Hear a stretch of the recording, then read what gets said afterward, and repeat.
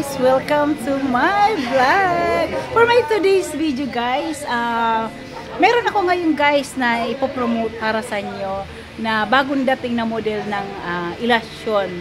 Ilasyon made in USA guys. So nakita niyo naman guys yung unang vlog ko. So dahil very in demand guys yung portable speaker na to with Bluetooth or daming features to guys. So ayan, may bago dating nga sila na may bago dating nga silang model na ngayon lang nila inilaunch, 2024 model. So ito guys yung tinatawag na Ilasyon Titan series. Ayan, ayan guys. So ito guys yung sinasabi ko sa inyo. Ayan. Ito guys. Ayan. Ito guys, yung Callisto Ilasyon 18599 guys.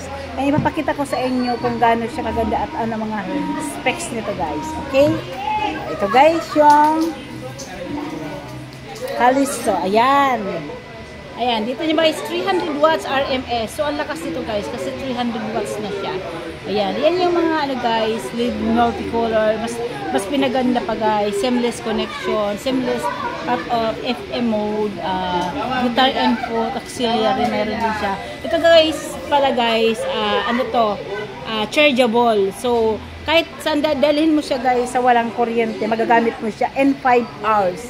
So, pag gimmick kayo guys, kahit wala kayong saksakan sa pupuntahan nyo, pwede mo guys itong magamit. So, ayan, 300 watts. Ayan, yan yung mga specs guys nito, specification. So, ayan. O, ganyan siya guys. Sobrang lakas nito guys. At syempre, ipapakita ko rin sa inyo guys. Ayan, may microphone outlet po siya. Ayan.